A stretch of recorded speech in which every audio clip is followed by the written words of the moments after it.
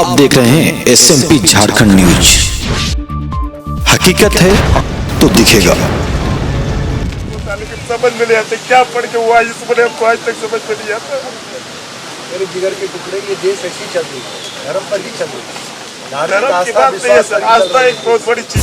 नमस्कार, SMP news Jharkhand में आप सभी का स्वागत है। खबरों में क्या है आज खास, देखिए एसएमपी न्यूज के साथ। पहला खबर, आखिरकार पिछले कई दिनों से चला आ रहा मोराबादी मैदान में सभी अभ्यर्थियों का धरना प्रदर्शन हुआ समाप्त। कैसे, हम देखेंगे खबरों में आगे। तो वहीं खबरों की खबर में है, ट्रैफिक पुलिस को एक जुगाड़ गाड़ी को देख हुआ टेंशन, इसका फाइन कैसे कटेगा, पैडल रिक्शा में या स्कूटर में, देखेंगे इस खबर को अंत में। बढ़ते हैं हम पहले खबर की तरफ। आखिरकार पिछले कई दिनों से चला आ रहा पंचायत सचिव, जेएमपी और जेटेट के अभ्यर्थियों का आमरण अनशन और हड़ताल आज देर शाम समाप्त हो गया। कारण सरकारी आश्वासन और कोविड महामारी के कारण लगा 144 धारा। जी बिल्कुल, आपने सही सुना। आपका अपना एसएमपी न्यूज ने पहले ही खबर चला दिया था, जिसमें सदर एसडीओ एस समीरा रेड्डी ये कहते नजर आ रही हैं कि धरना स्थल मुक्त करा लिया जाएगा। जी आपने सही सुना। आज कांग्रेस के विधायिका ममता देवी 11 सदस्यीय कांग्रेसी कार्यकर्ताओं के संग धरना स्थल पहुंची और पंचायत सचिव अभ्यर्थियों और जेएमपी के अभ्यर्थियों को जूस पिलाकर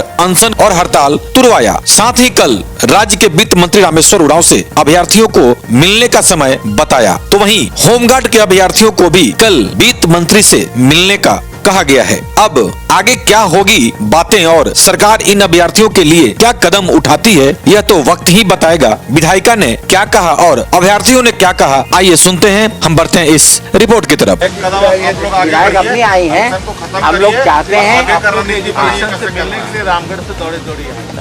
आप लोग 5 आदमी का कमेटी बनाइए और अनशन तोड़िए और दुर्गा पूजा मनाइए खुशी से। हम लोग आपके साथ हैं, जितना बन सकेगा हम लोग आगे आज वो रात में आ जाएंगे तो कल ये काम खत्म हो गया।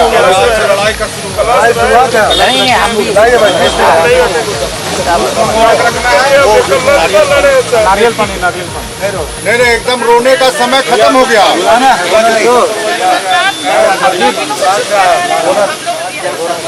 नारियल पानी लाने गया एकदम रोने का दिन खत्म हो गया।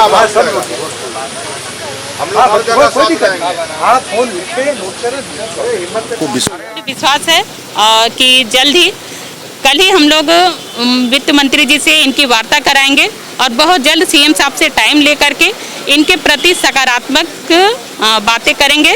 और मुझे विश्वास है कि इनके प्रति जो बच्चे हमारे अनशन पे बैठे हैं उनके प्रति सरकार का पॉजिटिव रिजल्ट भी आएगा।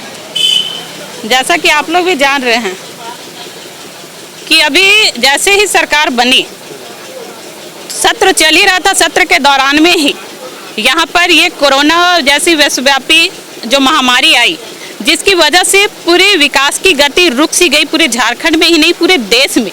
जिसको देखते हुए हम लोग भी ये सोच सकते हैं कि इसमें और भी पहल हो सकता था यहाँ झारखंड के देश के विकास के लिए, लेकिन इस बीमारी के वजह से सारे कार्य रुक से गए। अभी फेज बाय फेज अनलॉकडाउन हुआ है, जिसको लेकर के सरकार संवेदनशील है और क्षेत्र में काम भी कर रही है। जहाँ तक नौकरियों की बात है, तो आज नतीजा हम लोग देख रहे हैं कि जो हमारे बच्चे यहाँ पर मोराबादी में धरने पे जो बैठे हुए हैं, तो इसकी जिम्मेवारी कौन लेगा? क्या वर्तमान सरकार लेगी? क्योंकि ये गलती पूर्ववर्ती सरकार रघुवर दास जी की सरकार ने किया है।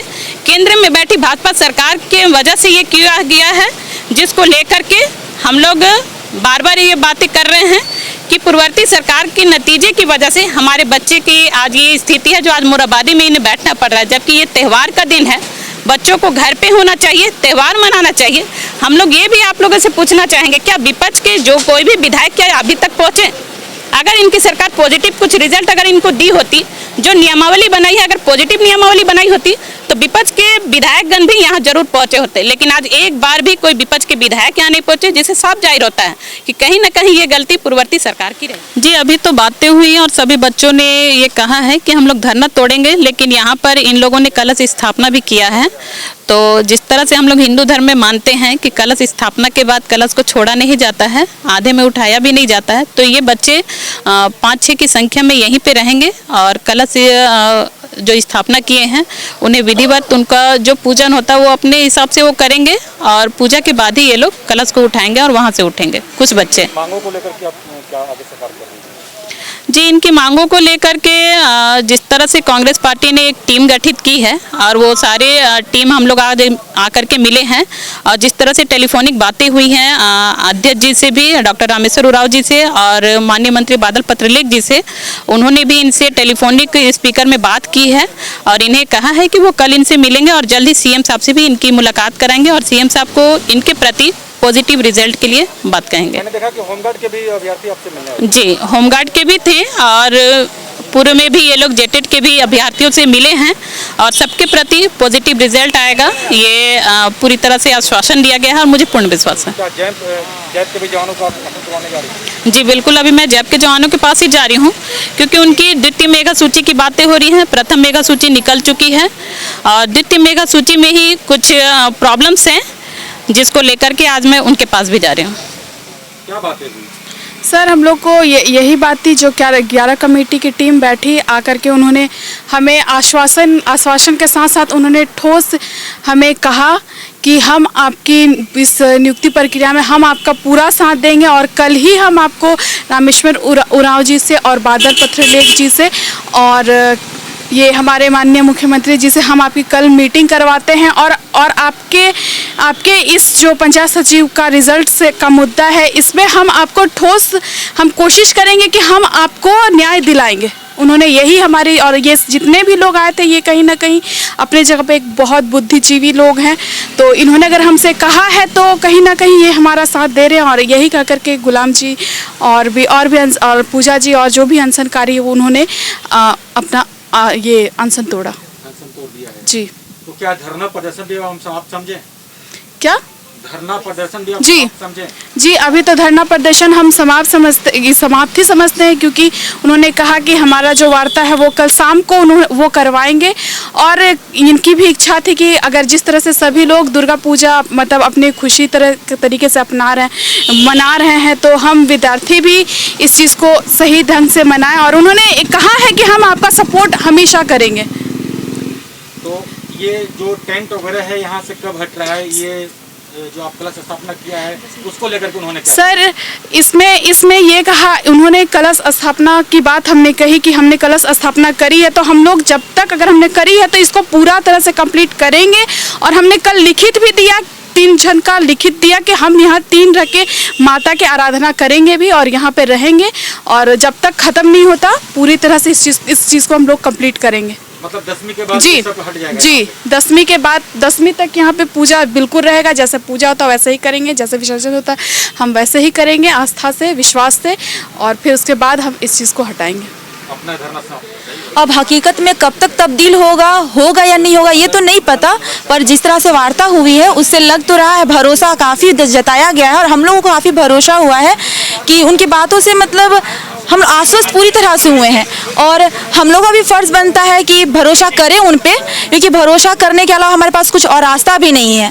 तो भरोसा करके हम लोग चल रहे हैं। अब देखते हैं कल वार्ता के बाद कल क्या होती है, अब तो कल ही पता चलेगा कि आगे का रास्ता क्या निकलता है और कैसे निकलता है। तो अब जैसे कि प्रशासन के द्वारा जी बिल्कुल, जैसे कि कांग्रेस के कुछ डेलीगेट्स आए हैं और हमसे उन्होंने वार्ता करी है इस बारे में, अनशन तोड़वाने के लिए उन्होंने बहुत प्रेशर दिया। उन्होंने कहा कि हम हमारी बातों को वो आगे तक लेकर जाएंगे। जो हमारे जो रामेश्वर उरांव जी है वित्त मंत्री और बादल पत्रलेख जी, उनसे कल वार्ता उन्होंने फिक्स करी है, हमारी मीटिंग फिक्स करी है। तो हम जितने भी पंचायत सचिव के कैंडिडेट्स हैं वहाँ पे करीब 20-25 की संख्या में हम वहाँ पे जाएंगे, उनसे मुलाकात करेंगे। उसके बाद आगे की रणनीति वो कैसे तैयार करते हैं। फिलहाल के लिए हमने अपना अनशन तोड़ रखा है और रही बात नवरात्र की तो ये तो जारी रहेगी जब तक हम माता को विसर्जन नहीं कर देते तब तक हम यहाँ पे 2-4 लोग रहेंगे। सर, हम आज 12वां दिन है मेरा अनशन का, जो कि अब टूट गया है। तो हम 12 दिन से कंटिन्यू अनशन पे हैं। जैसा कि मतलब कल परसों हम काफ़ी ज़्यादा कमज़ोर हो गए थे, हमको एडमिट भी किया गया था। हमको 3 बोतल सलाइन चढ़ा था और लेकिन हाँ, सलाइन चढ़ाने में काफ़ी कष्ट हुआ सर। हम लोग को 6 इंजेक्शन लगा, नस कहीं भी पता नहीं चल रहा था। डॉक्टर्स और नर्स बोल रहे थे कि ये इतनी कमज़ोर हो गई है कि इसका नस तक नहीं मिल रहा। हम लोग इतना बार ढूंढने की कोशिश कर रहे हैं। हम काफ़ी ज़्यादा कष्ट सह रहे थे उस दिन और 2 दिन तक हम एडमिट भी थे और हमारे जो PS कैंडिडेट में कुछ कुछ जो गए थे, जैसे सविता और ये गौरव सब, तो वो काफ़ी ज़्यादा मदद किए। हमारे साथ गुलाम भाई भी थे हमारे, जो कि उसी तरह से जूझ रहे थे, कष्ट से, जिस कष्ट से हम जूझ रहे थे। तो आज अंततः जो भी आए थे हम लोगों की कमेटी से बात करने के लिए, हम लोग का पीएस का रिजल्ट को लेकर, कि हाँ हम आप लोगों की नियुक्ति देंगे, आप लोग अपना अनशन तोड़ दें, हम ये आश्वासन देते हैं। तो हम लोगों को उन पे भरोसा हुआ और अंततः हम लोग ने अनशन तोड़ दिया। उन्हीं के हाथों से हमारे अनशन जी सर, अनशन तो मैंने स्थगित किया है, अपने आमरण अनशन को वापस मैंने लिया है। एक कहावत है सर, हम लोग मेरे माँ बाप ने हमेशा यही सिखाया है कि हिम्मत मद्दा मदद खुदा, हिम्मत करो तो खुदा भी तुम्हारे साथ है। और इसीलिए मैं लगातार डटा रहा, हिम्मत किया मैंने, और आज मेरा आमरण अनशन का 12वां दिन तक मैं यहाँ पे टिका रहा। और मेरे साथ यहाँ पे भी काफ़ी यातनाएं हुई हैं, लेकिन उन यातनाओं से मैंने कभी घबराया नहीं, और लगातार मैंने यातनाओं का सामना करते हुए मेरी आत्मशक्ति, मेरी दृढ़ इच्छा से संकल्प भी बढ़ता गया। और जिस तरह से आज यहाँ पे एक प्रतिनिधिमंडल हमसे मिलने के लिए आई थी, तो वे काफ़ी अनुभवी टीम है, और साथ में माननीय विधायिका जी भी यहाँ पे आई थी, और उन्होंने हमारा अनशन को वापस लेने के लिए काफ़ी विनती की कि आप हम अपना आमरण अनशन को वापस लीजिए, हम आपकी सारी नेक और जायज़ मांगों को पूरा कर देंगे। आपका जो अधिकार है, आपके अधिकार का हनन नहीं करेंगे। हम आपकी जो विज्ञप्ति है, कोशिश करेंगे कि हम जल्द से जल्द 15 नवंबर तक से आपकी नियुक्ति करा देंगे। और जिस कारण से मैं काफ़ी भावुक भी उठा, क्योंकि मैं पिछले 12 दिन से अन्न जल को त्याग कर बैठा था। तो ये एक खुशी के भी आंसू कह सकते हैं, और क्योंकि मानव है तो मानव में उनका एक अपना भावुक होने की क्षमता होती है, तो मैं भावुक हो चुका था। बहरहाल आपने अनशन तोड़ दिया है, तो मान लीजिए कि सरकार आपकी बातें नहीं सुनती है फिर से, तो आप लोगों का अगला कदम क्या होगा? बिल्कुल सर, हम लोग पूरी तरह से शांति और अहिंसा के मार्ग पे चल के अपनी बातों को मनवाने वाले अभ्यर्थी हैं। अगर सरकार हमारी बातों को नहीं सुनेगी तो हम फिर से अपने धरना प्रदर्शन और अनशन को जारी करेंगे। लेकिन हम लोगों ने एक निश्चित समय मांगा है, उन लोगों ने हमने समय दिया है, और कल माननीय रामेश्वर उरांव जी और माननीय बादल पत्रलेख जी से हमारी मीटिंग है, और उनके माध्यम से हमारा माननीय मुख्यमंत्री से मीटिंग होगा, जिसमें हम लोग अपने इस नियुक्ति को लेकर के संवाद करेंगे, और एक हमें निश्चित तिथि भी मिलेगा। धन्यवाद। मैं पंचायत सचिव अभ्यर्थी बोकारो से गुलाम हुसैन।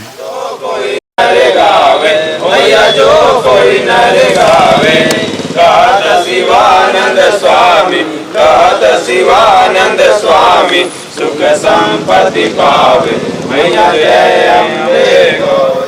अभी आप लोगों ने माँ शेरावाली का आरती किया, जयकारा किया, यह देख के अब लग रहा है, जैसा कि रामगढ़ की विधायिका भी यहाँ पे आई हुई थी, अब यह देख के लग रहा है कि आप लोगों ने शायद धरना प्रदर्शन अनशन मोड़ाबादी से आप लोगों ने समाप्त कर दिया। क्या कहेंगे, क्या बातें हुई?